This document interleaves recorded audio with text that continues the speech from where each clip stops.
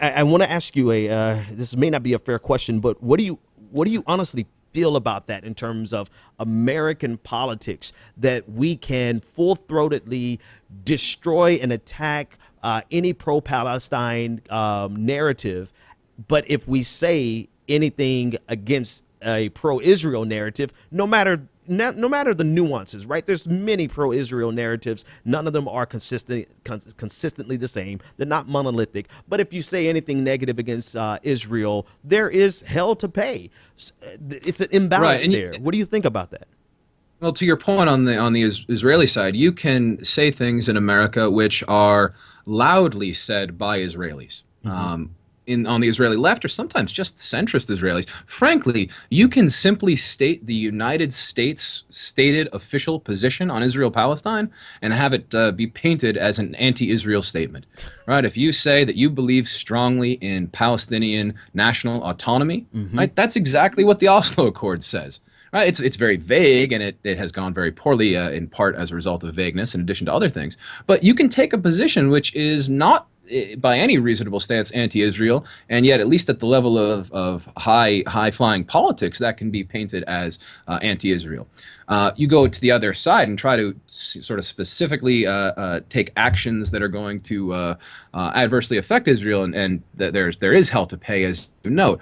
I do think that there's a lot of problems with the Israel lobby argument. I think it tends to underplay and kind of skirt around some of the reasons why Americans do have such affinity for Israel. But where it is completely dead on is when it says there is no effective counter lobby. Right. There's no effective pushback, and that hurts everybody. And that's actually part of the point that Mearsheimer and Walter are making in this book, The Israel Lobby, which is recommended if you take it with with enough grains of salt.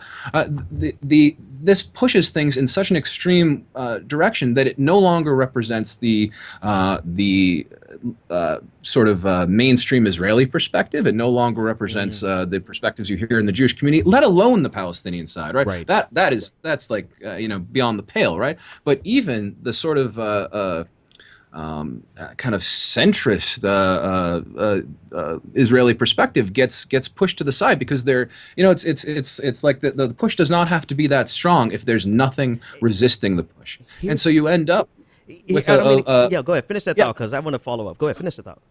Yeah, no, I was just going to say, you end up with AIPAC ending up sort of promoting a position which is to the right of so much of the Israeli electorate.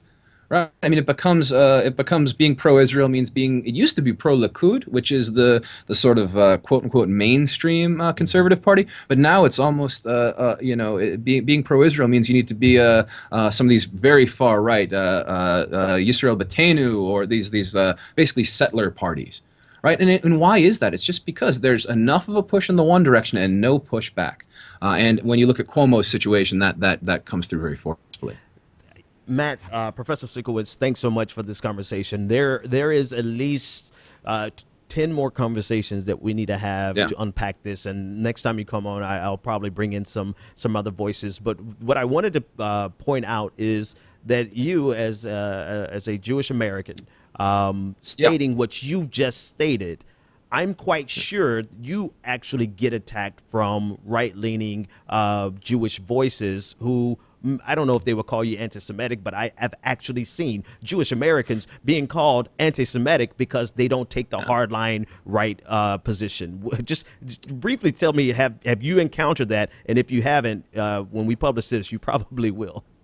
Right. Well, I think that the answer is yes, I have. I mean, I tend to occupy a position that draws ire from a number of directions. I am Jewish. I'm not just Jewish. I'm actually very observant. I'm an Orthodox Jew, a very modern one, but an observant Jew. And my positions do not make me a lot of friends.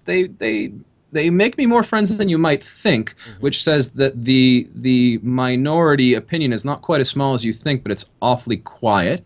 There are other realms of the Jewish world, of course, the Tikkun community, for example, where this more even-handed or pro-Palestinian approach is understood to be part of Jewish values and part of Jewish responsibility.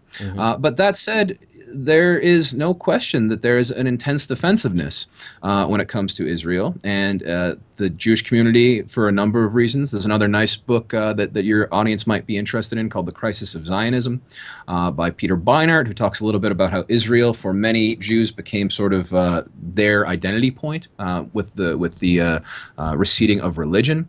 I will say, and this just to make sure everybody gets mad, when it go ahead and piss off everybody. Go ahead. Yeah. So I mean, you know, I am personally somebody who's extremely committed to what I believe to be the organizations that are driving towards Palestinian rights. Like I said, I lived in Bethlehem and Ramallah with Palestinian families for a year. That doesn't make me authentic, but I'm open-minded, I promise you. But BDS does worry me in a lot of ways.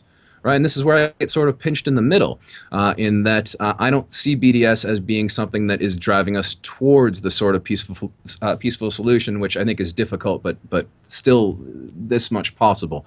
So I certainly get problems from the Jewish world. There's no question. So now our conversation can't be over now. So because I have to follow up on this. So if BDS